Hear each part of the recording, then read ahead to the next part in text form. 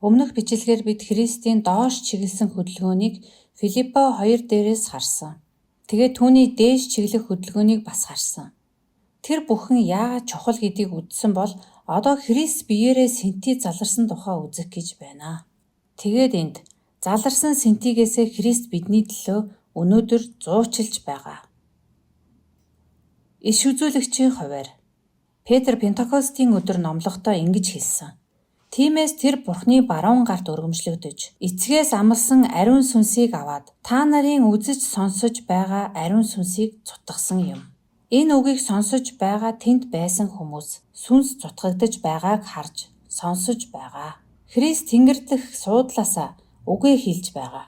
Ингээд бид Христийг мэдэх боломжтой болсон. Сүнс Библийг бичүүлсэн. Тийм болохоор бид Есүсийг мэдэх боломжтой болсон. Христ өнөөдөр сүнсээрээ дамжуулж үгээ бидэнд хэлдэг. Тэр үг нь түүний тухай юм. Тэгээд тэр Мойсегоос эхлэн бүх иш үзүүлэгчид, бүх бичвэрт өөрийнх нь тухай юу хэлснийг тэдэнд тайлбарлав. Түүний талаар үннийг ойлгох нүдийг маань тэр нээж өгдөг. Тэр бол иш үзүүлэгч. Гэхдээ тэр Бурхны баруун гар талаас зөвхөн иш үзүүлэгчийн биш, тахилчийн үүргийг ч бас гүйцэтгэж байгаа. Христийн тахилчийн үүрэг нь түүний заларсантай холбоотой гэдгийг харж байна. Тэрээр нүглийн ариусгалыг гүйцээгээд өндөрт байгч сүр жавхлантын баруун гарт заларжээ. Баруун гарт залраад түүний тахилчийн ажил дуусаагүй. Нэг талаас урдын тахилч нар үе олноороо байсан ч тэднийг ажлаа үргэлжлүүлэхэд нь үхэл саад болж байв. Гэтэл нөгөө талаас тэр мөнхөд байдаг тул үл өөрчлөгдөх тахилчийн үүрэгтэй. Тэр урд өмнөх тахилч нар шиг биш. Тэд нар өөхөх үед тахилчийн ажил нь дуусч байсан. Харин Христийнх болохоор мөнхөд үргэлжилнэ.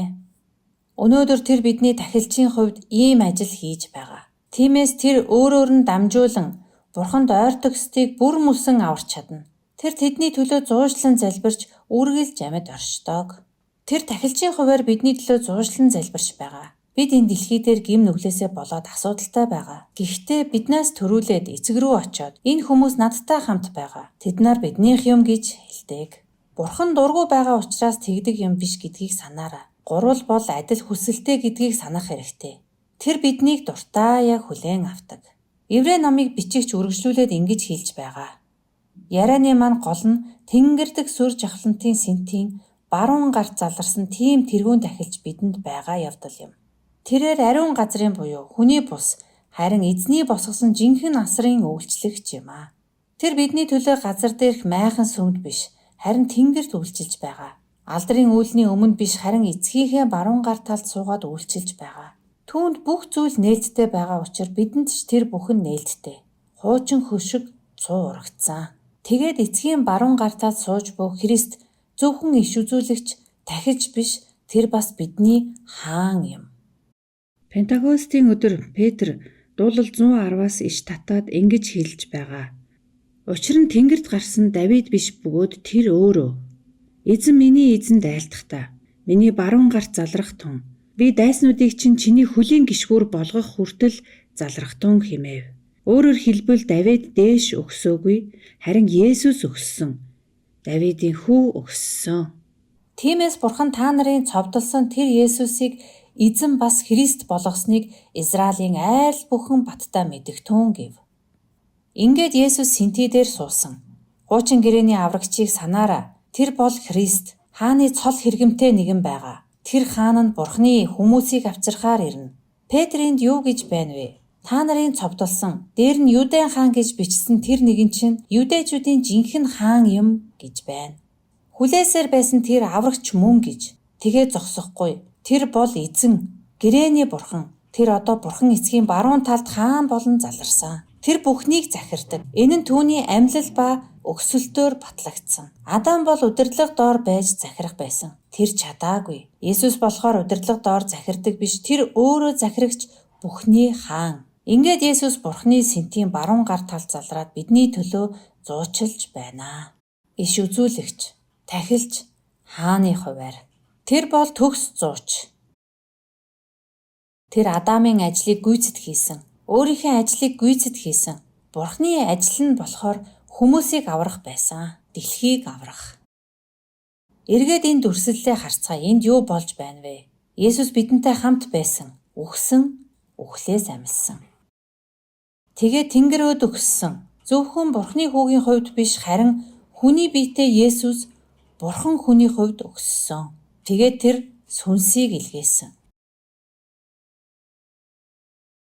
Тэрээр өөрөө тэргүүнд байх шинэ биеийг бүтээхийн тулд сүнсийг илгээсэн.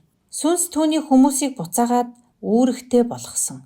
Тэгэхээр Есүсийг хийсэн ажил хүмүүсийг буцаагаад үүрэгтэй болгож байгаа. Тэр Адамын, Израилийн чадаагүйг чадсан. Библийн түүх бол чөлөөлтийн түүх юм. Христийн тухай онол сургаал нь тэр чөлөөлтийг яаж биелүүлсэнийг харуулдаг. Тэгээд энэ түүхийн төгсгөлд энэ онол сургаалын нэг хэсэг нь ил гарч ирдэг. За энэ хүртэл бид чөлөөлтийн хэсгийг нэлээд сайн харлаа. Одоо харин бүрэн биеллийн талаар үзээд бичээсээр аяллаа дуусгах болно. Есүс Тэнгэр өөд өгсөн шигээ тэр ажлаа дуусгахаар эргээд ирэх болно. Дахиад хэлье. Христ бол амьдлын анхны үр жимс. Түүнийг эргээд ирэх үед юу болох вэ? Анхны амьлал багтсан хүн ерөөлтэй агаад ариун юм.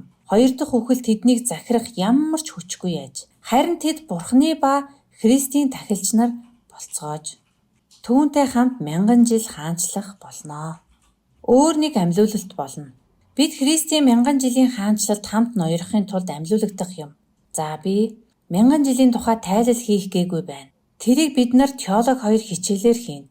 Гэхдээ та юу ч гэж итгэсэн байсан энэ бол итгэгч бид нарын хувьд сайн мэдээ мөн.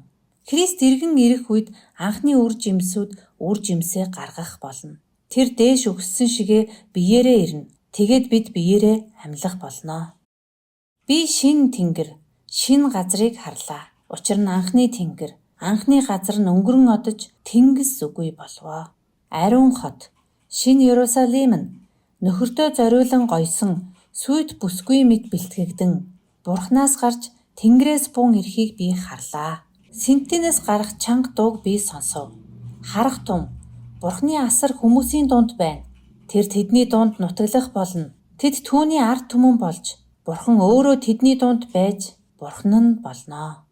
Шинэ Иерусалим нь Эденээс дээр байх болно. Майхан сүмээс дээр, Иерусалимийн сүмээс ч дээр, Есүс анх дэлхий дээр байснаас ч дээр, тэр тэнгэрт очиод сүнс ирсэн үеэс ч дээр байх болно. Яагаад гэвэл Бурхан хүмүүсийн дунд байх юм. Энэ бол биет амьлуулал байх бөгөөд Бурхантай хамт мөнх байх юм аа. Тэгээд эцэст нь бид үүнийг хийж байгаа биш. Эцсийн цагт Христ иргэн ирнэ. Тэр бүрэн биелсэн хаанчлалаа авчрах бөгөөд бид тэнд нь байх болно. Тэгээд бид шинэ бүтээл дотор анх байх ёстой байсныхаа дагуу мөнхөд байна. Энэ бол бидний бодит байдлыг өгүүлж байгаа түүх юм. Христийн тухай онол сургаал нь бүх зүйлийн гол төв бол Христ юм гэдгийг хэлж өгдөг. За ингээд энэ сэдв дууслаа. Гэхдээ зарим асуултууд хариултгүй үлдэж байгаа. Яагаад гэвэл Библи бидэнд хэлээгүй зүйл байна. Есүс яаж нэг зэрэг Бурхан ба хүн байдгийг хэлж өгдөггүй. Зүгээр л тийм гэж хэлдэг. Тэгээд бурханлаг ба хүнлэг чанарууд яаж нэгддэг талаар бид бас мэдэхгүй. Үүнийг эртний чуулган тайлбарлах ёстой болсон. Тэрийг дараагийн хичээлээр үзье.